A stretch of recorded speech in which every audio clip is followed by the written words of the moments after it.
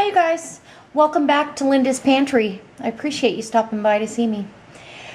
Today I'm going to make a couple of different things. Actually, I've been pretty busy making stuff and I got all my shopping done, my laundry's done, and it's amazing what you can get done when the dogs and the husband is gone camping. Anyways, it's one of the last checker hunting weekends, so I still have to cook ahead for tomorrow and the next day when I work 11 hours and don't have the time to cook a meal right away. I mean, when I get home, it's 7 o'clock. By the time I settle down and do everything I need to do, it's going on 8. So that's why I prep ahead. Anyway, so this video is really prepping for the week, and I'm going to make some soup, but I'm also making a bread to go along with it. And beans that my husband took the last loaf of fresh sourdough bread with him on this hunting trip, I am going to make another loaf because that'll be gone. I can guarantee you they did not, there won't be anything left by tomorrow night. So I'm going to make sourdough bread, and in my mixer, which I love, what a wonderful thing, and I want to say thank you to Paula and just tell her, have fun with that mixer. I have, this was a gift, and I have been so blessed by having this in my kitchen. And so you will be too, Paula.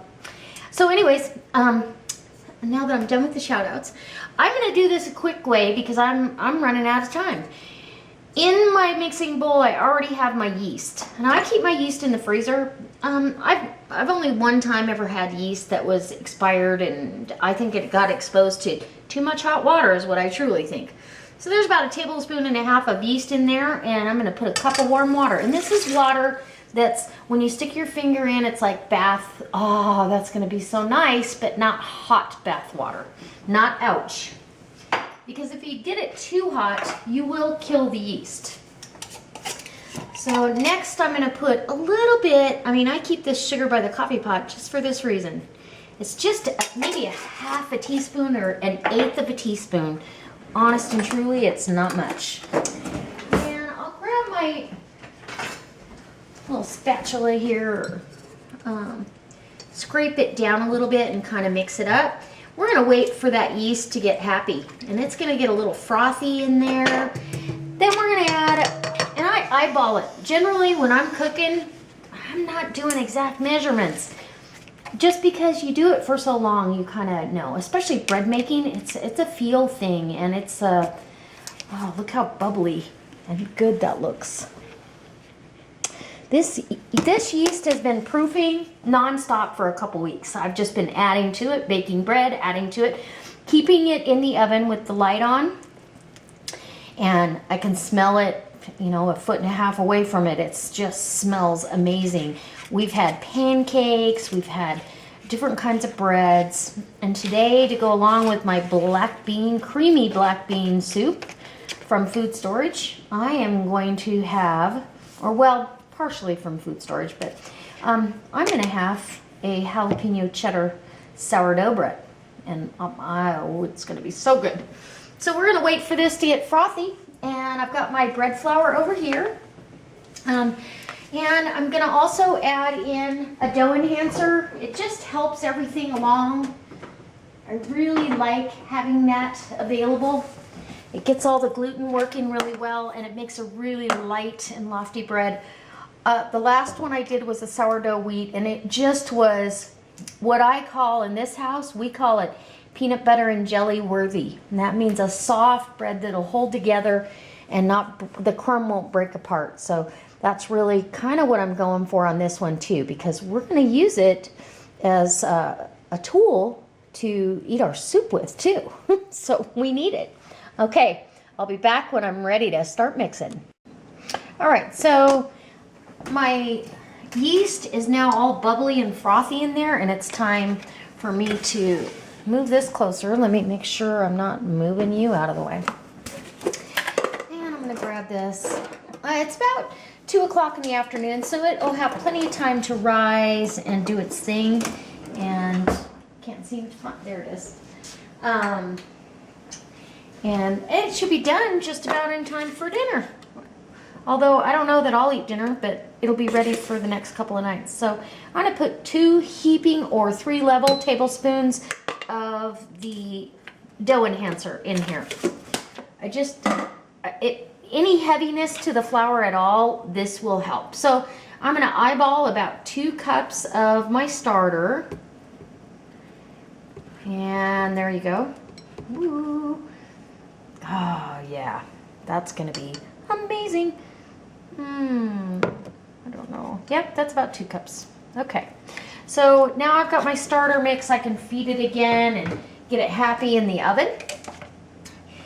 And what I'm gonna do next is I'm gonna add salt, and I like to add a little bit of oil sometimes. So we got about 2 healthy pinches and a couple tablespoons of oil. This will help keep the bread really moist. And I use extra virgin olive oil. Since we're doing kind of a something to go with a black bean soup, I don't know. So we just get that mixed up there a little bit. And then we're gonna add some flour. Now, I can add quite a bit right now, but after it gets going, I've found I have to add it little bits at a time or I'll end up with flour everywhere. And at the very end, I actually add maybe a tablespoon at a time. So I'm adding about 2 cups of flour right now. And I'm gonna do this very slowly. I'm not in a hurry. So we're just gonna get that mixed up. I'm gonna keep adding flour until it's time to, where it pulls away from the bowl and it's time to start kneading it and really release all the glutens in the flour, and I'll bring you back when I can start doing that. All right, you guys, now we got it working. This is what we wanna see. And I still will add periodically a tablespoon of flour in there just to keep it moving, but I'm gonna start the kneading process right now, and I'm gonna knead this for a good 12 minutes. You know, I found that I check it along the way. This may be faster. You know, after 7 minutes, I'll check the gluten, and I've showed you in previous videos. I might show you again in this one, just in case you haven't watched them, how to check to see if all the gluten has been really activated and it's elastic and it's ready to let rest. Okay, I'll bring you back. All right, so this has been kneading for 10 minutes, and well, actually a little over, but I've checked periodically. I've checked the gluten and to see if it's really been kneaded long enough, and I'll show you just in case you haven't watched one of my other videos. You want to make sure when you touch this dough, it's not sticking to you profusely. So I just take a piece of the dough. I want to make sure you can see me. Okay. Piece of this dough, and you're going to take this and you're just going to stretch it like a pizza dough. You can't stretch out pizza dough until all the glutens have been developed, because it will just break. So you don't want that. See how I can see light through that? That tells me that that dough has been kneaded sufficiently for bread or pizza dough. So that's how I tell. Now, along the way when you're doing it, it'll just break apart really easy. It won't stretch. You'll try to stretch it gently and it won't. It'll just come apart. So that's how I tell what's going on. And I'm going to get this out of this bowl. I'd like to be able to get the bowl off of here by myself. Last few times, I guess the kneading process, I'm not sure what's going on, but it gets cranked in there pretty tight. And the other thing, I don't know whether it's because it's an older mixer, it gets pretty warm. I keep it on a really low speed, but if somebody knows something I don't know, I would hate for something to happen to it. Really feel like maybe I should buy a new one. I don't know. So I've got the dough out, and you can see my hands aren't sticking to it at all. And I'm going to put olive oil. Oh, it smells amazing. Very yeasty. Put olive oil down in my bowl that I'm going to rise it in. And I'm going to let this rise twice, because the second rise is when I'm adding my cheese and forming my loaves and putting my jalapenos, which I am rehydrating right now. They're dehydrated jalapenos that I usually do for jalapeno powder. And sometimes I get them ground up right away and sometimes I don't. And so for this application, it works out perfectly. So I'm gonna let this rise. You can see in the bowl how where it's at. And I want it to at least double in size. I'll put it in the oven. It's not a hot, the oven is not on. There's a light on in there, but I might turn it on warm and then turn it back off and let it go in there. And that's what we're gonna do. I'll bring you back when it's time to form our loaves and we can see what we got going on. Let me look. Oh, you wanna look? See? I knew you wanted to see it. Isn't that a nice dough? It's just soft and really pliable. Nice dough. All right, I'll be back. Smells delicious. Okay, so we're back, and as you can see, this bread is more than doubled, and it's ready to be put into loaves. So what I'm going to do right now is I'm going to get my cheese ready. Now, I was just going to put grated cheese in there, and I'm going to use some, but this is the cheese that I've waxed. I'm going to say this was 4 or 5 months ago that I waxed this cheese. And when you wax cheese, you only have to keep it, you know, like a moderate temperature. You don't want it so warm in the house that it will, or in a warm spot, that it will kind of start compromising a seam, or as you were. So I want to make sure you can see this. And what happens is it's still aging in there. This was mild cheddar that I did. Oh, and as it sits, it ages. This is how cheese was done not that long ago. I mean, we only started refrigerating cheese in the past 50 years, I think. Before, it just sat out on the counter. Now, this wax can be washed and reused. Next time I order wax for cheese, I will be ordering a black wax. Like Cat's Cradle does this, and she's so smart. Here I thought I was going to be able to see through it and know which was mozzarella and which was cheddar. Wow, it's got a really sharp flavor. So it does get more sharp as it ages. So you start with mild and you end up getting sharp cheddar at a mild cheddar cheese price that you paid 5 months ago, or 6 months, or a year. I mean, this will keep for a year. So I'm gonna get rid of that, and then we're gonna go right down here, and I'm just gonna do some slices that I can put some veins of cheddar in this bread. So this is probably a 6-ounce brick of cheese. Man, and it's really good, so it's gonna be hard to stay out of it.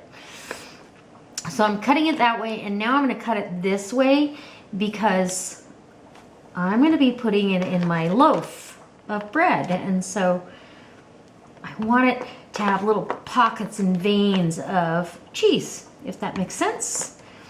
And we've got our black bean soup on. Oh my gosh, from the pantry. And really and truly, bread. My bread is from my extended pantry also. Oh look, there's a piece of cheese that doesn't look like she belongs there. Yummy. That was really good. So, I'm just saying, if you've never waxed cheese, I highly recommend it. It's a great way to keep your cheese a very long time. And when you get it on sale, my gosh, then you have, you know, you can reap the benefits up to a year later. Or even longer. I think even longer. So, what I'm going to do, I'm going to rewash my hands, even though I just did. Make sure my hands are really clean. And I rehydrated some jalapenos to use in this also. And I'm kind of worried about how they're gonna react on my hands too. So I'm not sure, well, we'll risk it. So I'm not gonna punch the dough down. I'm just gonna deflate it. Put this over here, get you closer, come on. Can you see those bubbles and ripples in there? Oh my goodness. This really rose up nicely.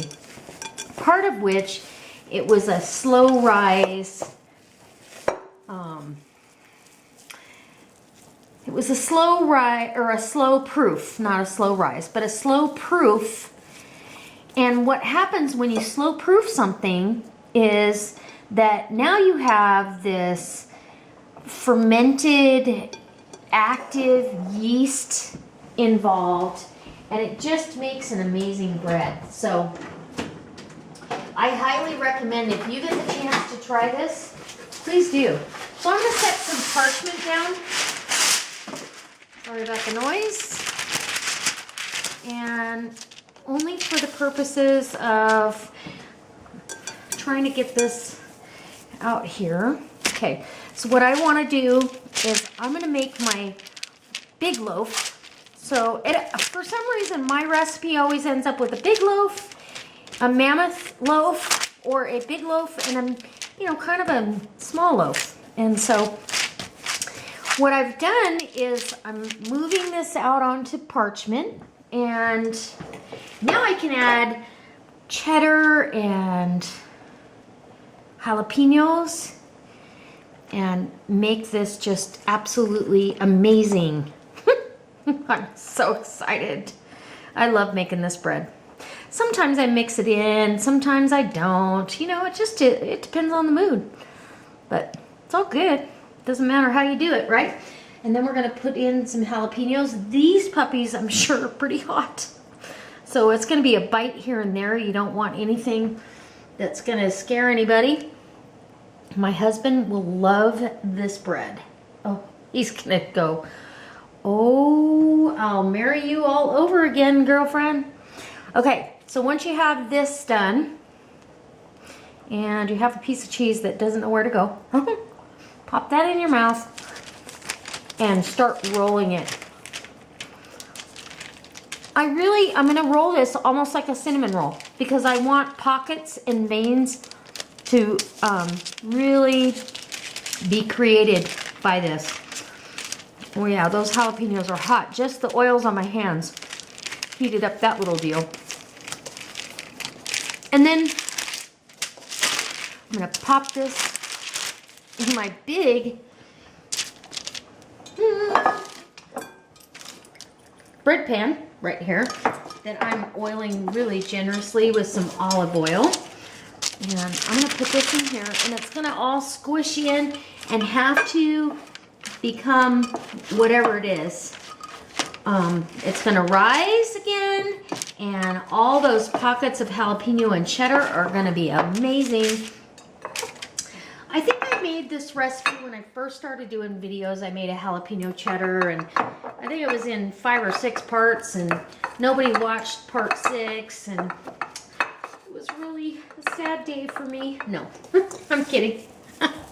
I'm kidding. But now that we know how to edit and get all the things we need to do done, it's a little easier. So I'm going to spread the dough out again. And you can see it wants to spread really easy because it's had a chance to rest and really become just a nice dough. So then I'll lay these sticks of cheddar in here. So we have a vein of cheddar every now and then. Yummy. And again, with the jalapenos, we'll have those popping out here and there. Oh, let me tell you, this will make some hot jalapeno powder. So this is going in a little tiny, not a casserole, bread pan. So I want to make that a little smaller. Oh. And then we're going to seal that end, put that down on the bottom, and there you have it. We're going to let it come to a second rise. It's going to be absolutely phenomenal. Put it in the, I'll bring you back when I'm putting it in the oven, and then, oh, then you get to see the end result. Incredible. So, I can't wait. I hope you try this. I truly hope this inspires you to try something new. It doesn't really matter what you try, but, you know, step outside the box. Try something new. Everybody likes something new. And how much does this cost? This is all on a budget. I pay for 50 pounds of bread flour at Costco. I pay, I think it's $14. No, it's not even that much. Anyways, for 50 pounds of bread flour. And then my yeast I buy in bulk. And what else is in there? Some water, some olive oil. It's pennies to make a loaf of bread. It's pennies. And you control what's in there. It's amazing. All right. I'll be back when it's all on its second rise and we're ready to go in the oven. Okay, so these are my loaves of bread. Ready and waiting. Oh my goodness. So if you look at the side of the dish, you can see the pockets of air. Ooh, look at that. And jalapeno poking out top and bottom. That's gonna be so good. So I'm gonna bake this off in a 400-degree oven until it's hollow inside, and we can just bring this out and let it cool, and we're gonna have that delicious, yummy, creamy black bean soup out of food storage. Okay, I'll be bringing you back. That. Ooh, baby. So I have, over here I have jalapeno cheddar. This is still really warm. It's got pockets of cheddar and jalapeno, and it's sourdough. And it's going to be amazing. I can tell you that already. So I'm also going to, I didn't have to do any immersion blending to this soup at all. I'm going to add my black bean soup to this ramekin right there. It's beautiful. Oh.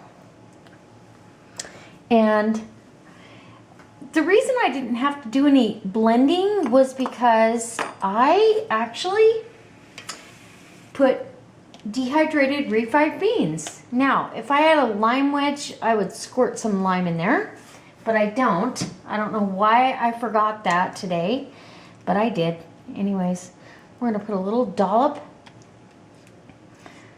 of sour cream right there, some cilantro chopped up. You can do this dry. You could do no sour cream at all. Anyway, let's see. We might have to have some butter on this piece of bread, and we'll see what it tastes like. This is sourdough. I want to make sure that I've got you in the camera because this is amazing. We're going to slather that right over there. Okay, so let's see if we can smear that closer to me.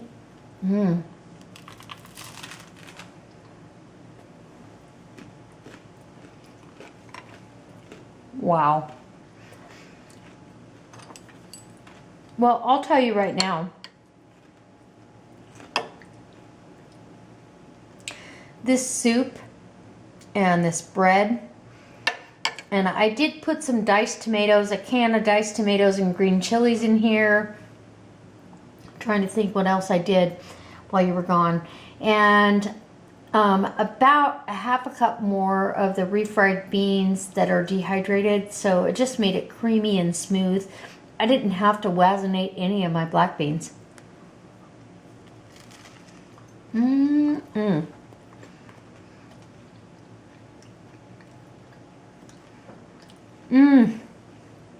Oh my gosh, that is amazing.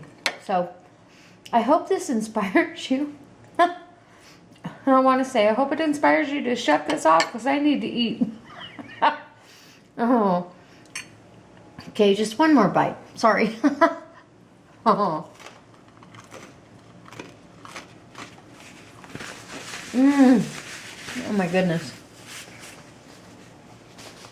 Wow. Let's give you a close-up. So this is the black bean soup. And that gives you a little texture and consistency of what we've got going on with it diced. I didn't have to puree anything, which was really nice. You know, sometimes you have to puree this to make it creamy and smooth, but I thought this came out just absolutely perfect. And there's the bread. Oh my goodness. Okay, I think we need some more sour cream. Come on, a little dollop right there. Green onions and some cilantro and a little squirt of lime. Why not? Amazing. All right, so I hope this inspires you. Truly, I hope this gives you some kind of inspiration that you can just step outside the box every once in a while and deal with what you have in your pantry, what you have for your family, and figure out what you can do. This was amazing, and it was on a budget. It was out of the extended pantry or my pantry, period, and it's delicious. So I hope it truly inspires you to step outside the box. Cook ahead for your family. This will feed us for the next, I don't know, 3 or 4 days. And I hope you come back and see me. I hope you subscribe, and I'll see you next time. God bless.